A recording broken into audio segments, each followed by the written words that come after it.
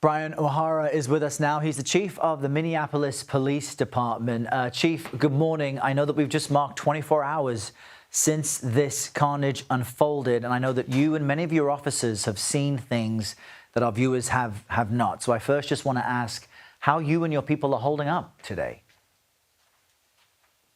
Good morning. Well, I know it's been difficult the last 24 hours for a number of our officers. Not just the first officers who arrived on scene and ran into the church and just saw unspeakable tragedy, but really all of the officers who responded in the aftermath, our professional staff, our crime lab. Obviously, we're all people. We're men and women that have children ourselves. And this is just an unthinkable tragedy. So I know it has deeply affected a number of our members. And I know everyone there appreciates the work of you and the other police officers. What new information are you learning about the moments before the shooting as everyone tries to figure out why this happened? Yeah. Well, I can tell you, we believe the shooter arrived at the church a few minutes before the shooting began. The first call to 911 came in, and about 3 minutes later, the first Minneapolis police officer was on the scene. A member of the parish told me yesterday that they were inside, terrified as the shooting was happening, and helping to hide kids from the danger.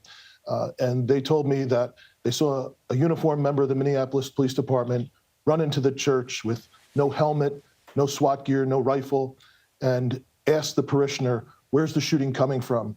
And they saw that officer, without hesitating, run towards the danger, like so many other members of the department did yesterday. And he told me that was the first sense of safety that they had felt, that they might actually survive. So I know we're going to hear really dozens and dozens of stories of heroism from other children that were there, trying to help protect their classmates, from members of the staff, from the parish there, and I'm sure there will be just countless stories of heroism, and we're just incredibly thankful that this wasn't even more tragic than it was.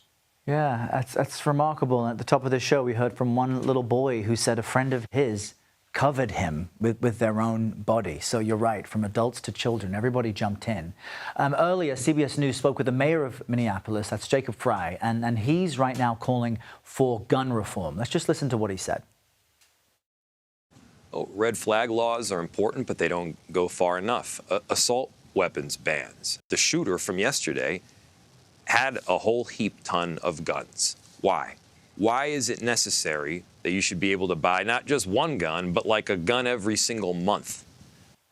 And Chief, what do you make of that? Minneapolis is subject to the state's red flag laws, but the suspect got these weapons legally. So from your perspective, could anything have been done differently ahead of time, if anything? Well, I can tell you this has been a very, very difficult week for our community here. This wasn't the only shooting that happened this week in Minneapolis, but really this incident is different from what is unfortunately typical in terms of gun violence. We typically do not have people who lawfully purchase firearms and lawfully possess them getting involved in shootings and murders in our city.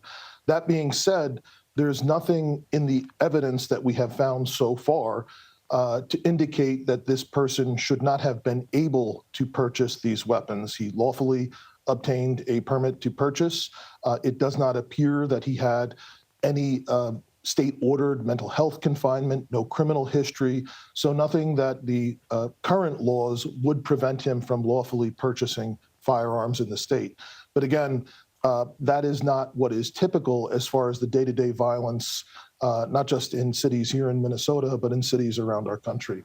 What we have seen so far with the evidence, unfortunately, is this is a deranged individual who, like so many other mass shooters, has had an obsession with previous mass shootings that was looking to cause as much trauma and carnage as possible for their own personal notoriety. We have not been able to narrow down a specific motive in this case, but we have seen, just countless pieces of evidence that indicate a whole wide variety of hate towards various individuals and various groups of people.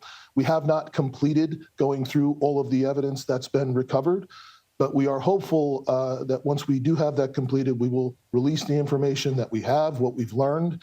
But I think at the end of the day, we're not going to be able to provide any sense to something that is truly senseless. Right, right. And that point you make about the shooter being obsessed with other mass shooters is a big reason why we and other networks are limiting the use of their name and even their image. In our last few seconds, what questions do you have? What areas do you want to pursue in your investigation to try and find out if this type of thing can be prevented? Well, we are going to follow all of the evidence to its logical conclusion. A number of search warrants were conducted yesterday, obtaining physical evidence. I do not believe any other locations are planned on to be searched in the future. However, I think there's some electronic devices that may wind up being searched in the future, and we're going to continue to go through everything that we have. But again, people want answers. People want to know what a motive could have been, but everything that we've seen so far, we have not seen an indication of a triggering event that would have caused him to target this particular church. Obviously, we know he was a student there in the past. He had been a parishioner. His mom had worked at the church. But from everything that we have seen so far, this is an individual with a whole wide variety of hate towards lots of groups and lots of people that sort of is following this classic pathway to a mass shooting.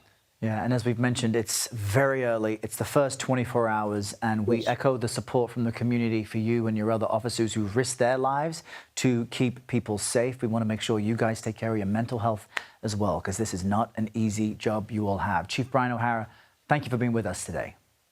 Thank you so much.